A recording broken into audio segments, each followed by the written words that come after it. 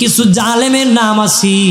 এর মধ্যে একজন জালেম হলো হাজ্জাজ বিন ইউসুফ, যে বড় জুলুম করেছিল বাবাজি, জুলুম করেছিল রে। কত সাহাবীকে, কত ব্যক্তিকে জুলুম করেছিল, কিন্তু বাবাজি কেউ বদদোয়া হাজ্জাতের উপর পড়ে নাই। কেন পড়ে নাই?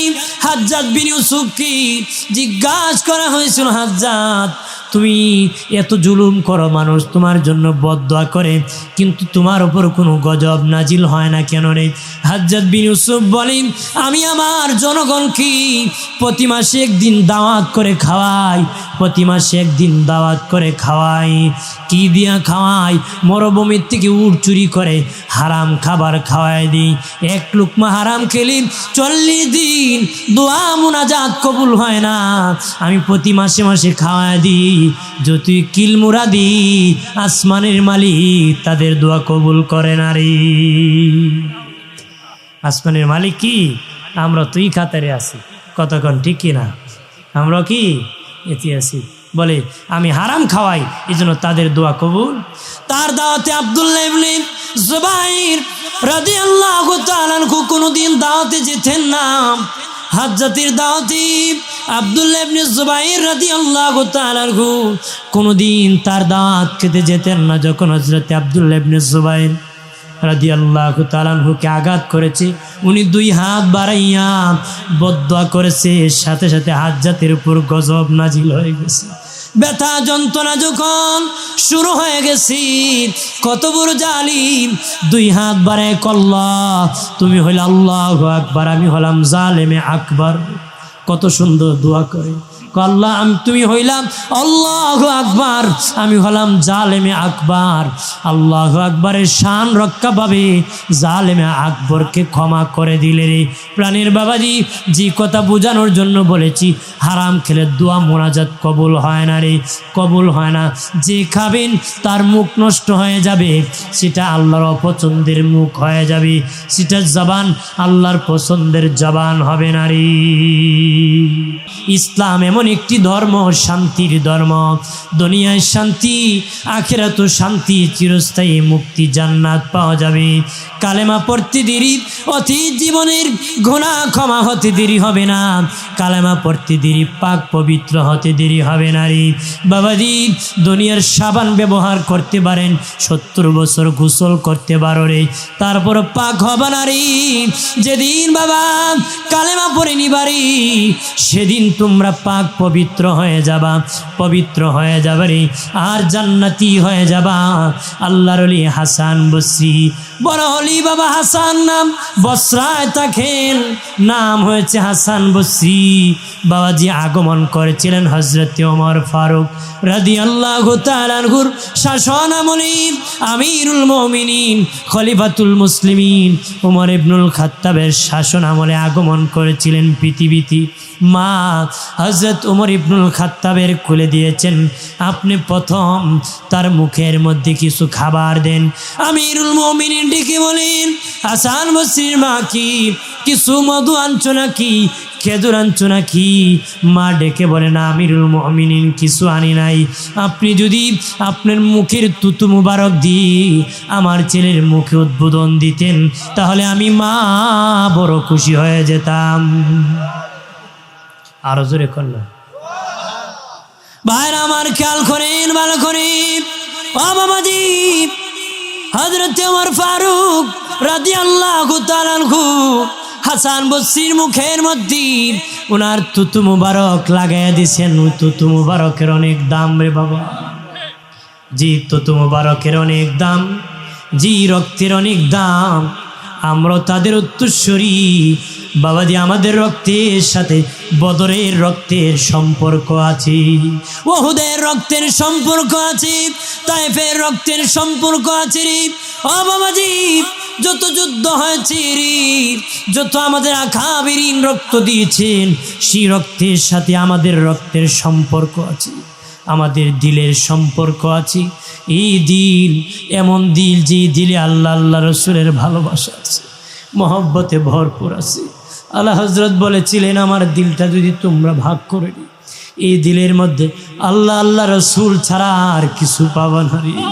আমাদের তো দিলে শুধু দুনিয়া হয়ে গেছে, ওই দিলের দুনিয়া বাদ দিয়ে আমার আল্লাহর আর নবীর প্রেম ভালোবাসা ঢুকাতে হবে। কথা বলেন না? এ বাবাজি হাসান বসরি, ওই হাসান বসরি নাম রেখেছেন হযরতে ওমর হাসান।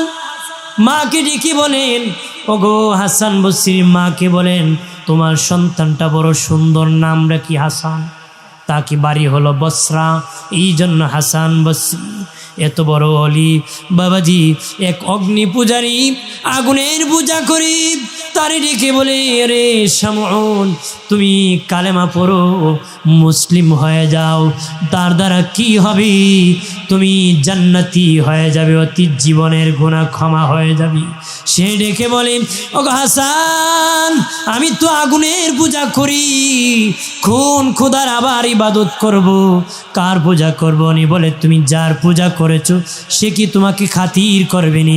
কোনা আমাকে খাতির করবে না রে, কারণ তুমি এত বছর ইবাদত করেছো, সে তোমাকে খাতির করবে না। হাত ঢুকালে হাত পোড়াবে। শামউন ডেকে বলে, হাত পোড়ায় দিবে।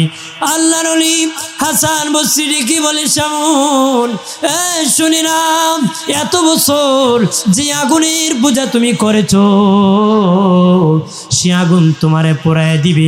আমি এমন মালিকের ইবাদত করেছি, ওই মালিকের গোলাম হলো আগুন, আমি হইছি মালিকের গোলাম। আমি আগুনে হাত ঢুকে দিলে আগুনের বাবারও ক্ষমতা নাই, হাত পোড়ায় দিবি।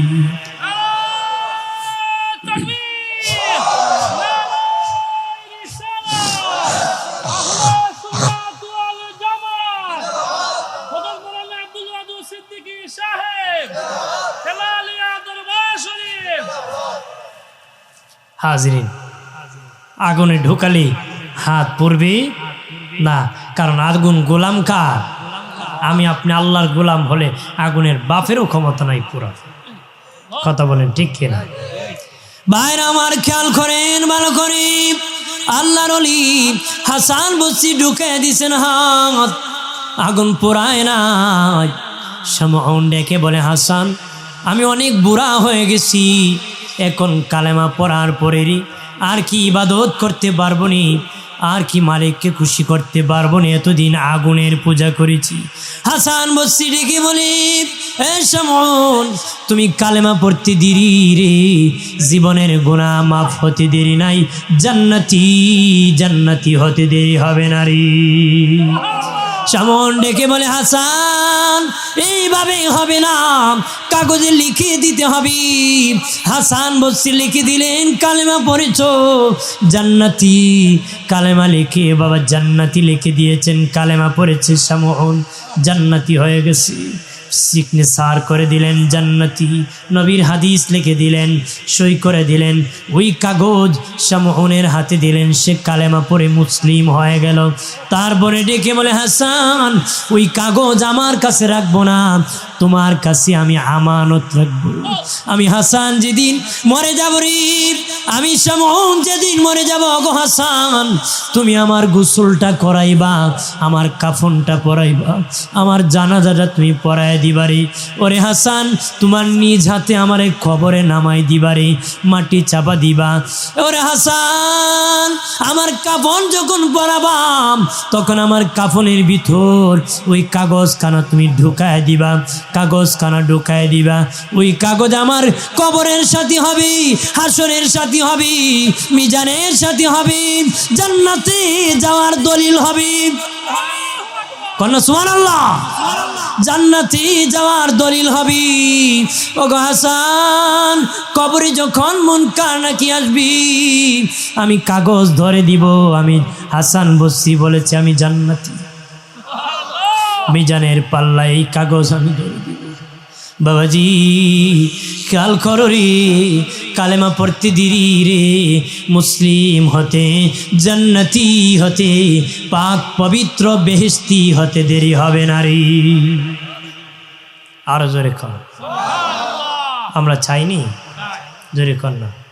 বাবাজি তুমি যেদিন এসেছিলা কেঁদেছিলে একা, হাসিছিল সবাই, কথা বলেন না। যেদিন তুমি এসেছিলা বাবা একা কেঁদেছিলাম, হাসছিল সবাই। এমন জীবন করিও গঠন, মরিলে হাসিবে তুমি কাঁদিবে ভুবন, কথা বলেন ঠিক কিনা? এমন জীবন করিও গঠন, মরিলে হাসিবে তুমি কাঁদিবে ভুবন। যেদিন তুমি এসেছিলে কেঁদেছিলে একা, ঠিক কিনা বলেন? যেদিন বিদায় হবেন সেদিনে কি কাঁদতে চান নাকি? এমন জীবন করিও না গঠন, মরিলে কাঁদিবে তুমি হাসিবে ভুবন।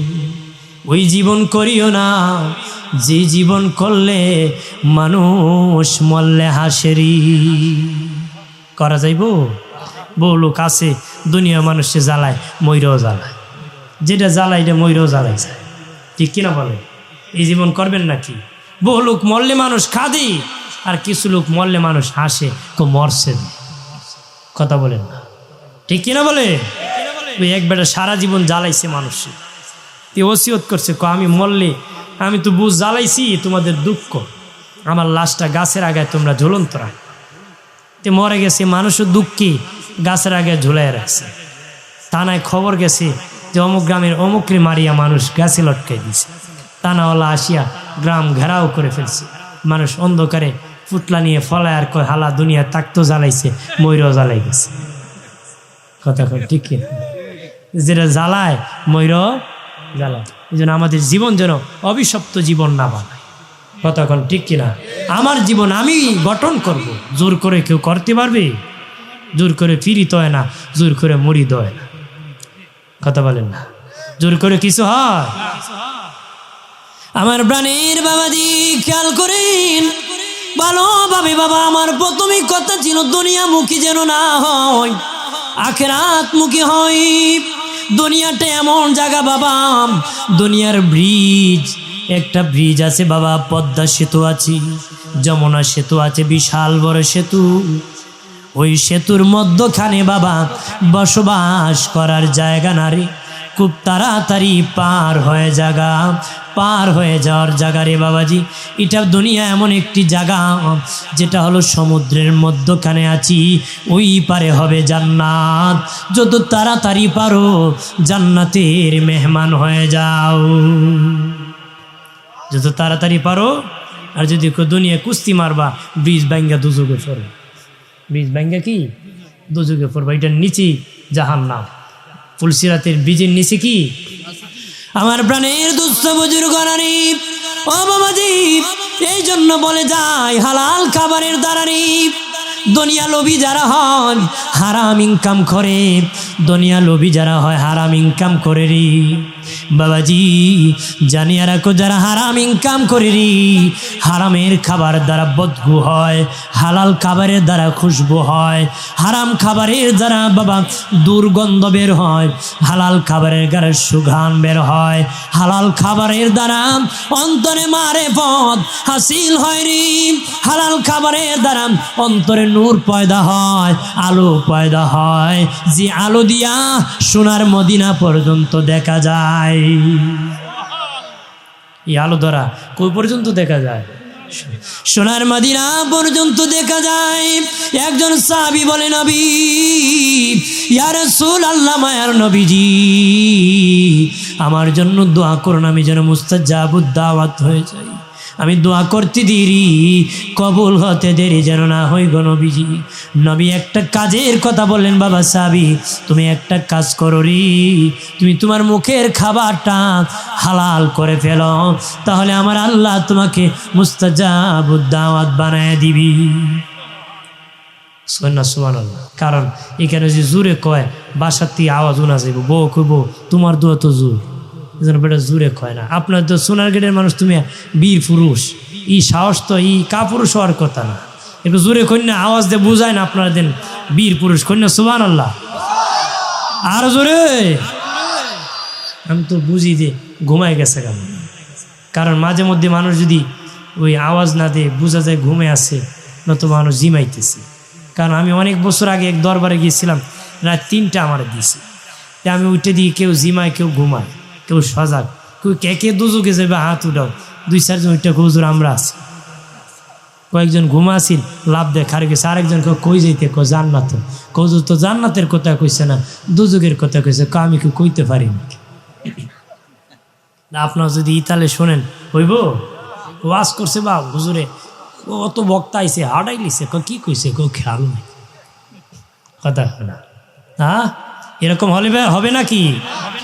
আমার বানের বাবাজি নবীজি বললেন, হ্যাঁ বাবা সাবিব, তোমার মুখের খাবারকে হালাল করে নাও, তাহলে আমার আল্লাহ তোমার দোয়া মোনাজাত কবুল করবে। বাবা ইতিহাসের কিছু জালেমের নাম আছে, এর মধ্যে একজন জালেম হলো হাজ্জাজ বিন ইউসুফ, যে বড় জুলুম করেছিল। বাবাজি জুলুম করেছিল রে, কত সাহাবীকে, কত ব্যক্তিকে জুলুম করেছিল। কিন্তু বাবাজি কেউ বদদোয়া হাজ্জাতের উপর পড়ে নাই। কেন পড়ে নাই? হাজ্জাজ বিন ইউসুফকে জিজ্ঞাসা করা হয়েছিল, হাজ্জাজ তুমি এত জুলুম করো, মানুষ তোমার জন্য বদদোয়া করে, কিন্তু তোমার উপর কোনো গজব নাজিল হয় না কেন রে? হাজ্জাজ বিন ইউসুফ বলেন, আমি আমার জনগণকে প্রতি মাসে একদিন দাওয়াত করে খাওয়াই, প্রতি মাসে একদিন দাওয়াত করে খাওয়াই। কি দিয়া খাওয়াই? মরুভূমির থেকে উট চুরি করে হারাম খাবার খাওয়াই দিই। এক লুকমা হারাম খেলি 40 দিন দোয়া মুনাজাত কবুল হয় না। আমি প্রতি মাসে মাসে খাওয়াই দিই, যতই কিলমুরা দিই, আসমানের মালিক তাদের দোয়া কবুল করে না রে। আসমানের মালিক কি? আমরা তুই খাতারে আছি, কতক্ষণ ঠিক কিনা? আমরা কি এতে আছি? বলে আমি হারাম খাওয়াই, এই জন্য তাদের দোয়া কবুল। তার দাওয়াতে আব্দুল্লাহ ইবনে জুবাইর রাদিয়াল্লাহু তাআলা কোনোদিন দাওয়াতে যেতেন না। হাজ্জাতের দাওয়াতে আব্দুল্লাহ ইবনে জুবাইর রাদিয়াল্লাহু তাআলা কোনোদিন তার দাওয়াত খেতে যেতেন না। যখন হযরত আব্দুল্লাহ ইবনে জুবাইর রাদিয়াল্লাহু তাআলা কে আঘাত করেছে, উনি 2 হাত বাড়াইয়া বদদোয়া করেছে, সাথে সাথে হাজ্জাতের উপর গজব নাজিল হয়ে গেছে। ব্যথা যন্ত্রণা যখন শুরু হয়ে গেছে, কত বড় জালিম 2 হাত বাড়ায় কল্লা, তুমি হইল আল্লাহু আকবার, আমি হলাম জালেমে আকবার। কত সুন্দর দোয়া করে, আল্লাহ তুমি হইলাম আল্লাহু আকবার, আমি হলাম জালেমে আকবার। আল্লাহু আকবরের শান রক্ষা পাবে, জালেমে আকবরকে ক্ষমা করে দিলে রে।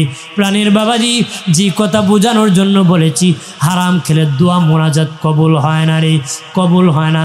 যে খাবেন তার মুখ নষ্ট হয়ে যাবে, সেটা আল্লাহর অপছন্দের মুখ হয়ে যাবে, সেটা জবান আল্লাহর পছন্দের জবান হবে না রে। আরো জোরে আমার প্রাণের বাবাজি রানী, ও বাবাজি,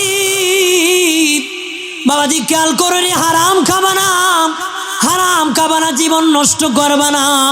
হারাম যারা খায় তাদের কথা ভালো না, ব্যবহার ভালো না, দেখতে ভালো না, চরিত্র ভালো না, সম্পদ ভালো না, নেফাকি নেফাকি। হারাম করে ঘরে হারামখোর হয়, সুদখোরের ঘরে সুদখোর হয়, ঘুষখোরের ঘরে ঘুষখোর হয়, জেনাখোরের ঘরে জেনাখোর হয়। আম গাছ থেকে আম হয়, জাম গাছ থেকে জাম হয়, কাঁঠাল গাছ থেকে কাঁঠাল হয়। কাঁটাওয়ালা মান্দার গাছে বাবা কোনো কিছু আশা করা যায় না, লাকড়িও হয় না, ধুমা মারে। কথা বলেন না, বল কইছি নাকি? বাপ ভালো তো বেটা ভালো, মা ভালো তো মেয়ে ভালো, গাই ভালো তার বাছুর ভালো, দুধ ভালো তার ঘি ভালো। বাবাজি গ্রাম দেশে কয় গরম বাতে বিলাই বেজার, হক কথা হাম্মক বেজার। আপনারা কি হাম্মক হইবেন নাকি? বেজার হইবে? বেজার হই না, আমার সাথে রাগ করে লাভ নাই। বেশি রাগ থাকলে কবর মন কান্না কিরে দেখে পারবেন নি? দেখেন আমি দুর্বল মানুষ, আমার দেখে লাভ আছে? কবরে কোন বেটা করতে গেছে বুঝবেন দুর্মুজ কারে কতক্ষণ ঠিক কিনা? হ্যাঁ বেটা কয় পালন করি নাতে কিতা হইছে, তে পালন করি নাতে, ইসলাম পালন করে নাতে কিতা হইছে, তে ফিরিস্তা বাড়ি দিব আর করব, বাড়ি দিলে কিতা হইছে, তে এদিন বুঝা যাইব কিতা হইছে। তে বেটা 3 আলিফ লম্বা করে দিন, 3 আলিফ না 34 আলিফ লম্বা করে বাদাম দিন। কতক্ষণ ঠিক কিনা? জোরে বলেন না। হ্যাঁ হ্যাঁ, বেকায়দা পড়বেন। গুনাহ তো লিখতেছে দুই খান্দে দুজন ফিরিস্তা আছে, কথা কনা, ডান কাঁধে একজন, বাম কাঁধে। আমি আপনি যখন বসে পড়ি, তারা বসে পড়ি, যখন হাঁটি একজন সামনে আর একজন পিছনে হাঁটি, যখন ঘুমাই একজন মাথার কাছে আর একজন পায়ের কাছে পাহারা দেয়। লেখে কি? নেকি আর বদি। এক বেটা হুজুর গুনাহ দিয়ে লেখে কোন কান্দ তাকে? বাম কান্দে। আর তাই লেখতা না। আরে বেটা কি কস লেখতো না? হুজুর আমি প্রতিদিন যে বার বই দুই খান্দে মিলে বই, আজকে তুই আর দুই খান্দ না, বাম খান্দ মারমু খালি। যা তার চুরি এমনি যাইবা না। আপনার এখন এর বারের যাতে কি ফিরিস্তা ধরবো? তোমার কাম, কান্দের কাম শেষ বাবা, ফিটার কামও শেষ। কতক্ষণ ঠিক কিনা? জোরে বলেন না। ভাইরা আমার খেয়াল করে ভালো করে, এই জন্য হারাম খাবা নারী। বাবাজি নিজে যদি ভালো হও, সন্তান ভালো হবে। হালাল খাবার খাওয়ায় শিখাও, হালাল খাবার খাওয়ায় শিখাও রে। এক বেলা খাও, দুবেলা না খাও রে, হালাল খাও, হারাম খাবা নারী। বাবাজি এ বাবাজি যে দরবার গাউসিয়া করিমিয়া সিরাজিয়া দরবার শরীফ বাবাজি, এখানে মানুষ ওলি আল্লাহ আর দরবার রে, যেখানে মানুষ নবীকে আল্লাহকে খুশি করার, রাজি করার দরবার। একটু চিল্লায় বলি সুবহানাল্লাহ। এই দরবার কি দরবার? আল্লাহ আল্লাহ রসুলকে খুশি করার, এখান থেকে নিজের জীবনকে পরিবর্তন করার জায়গা।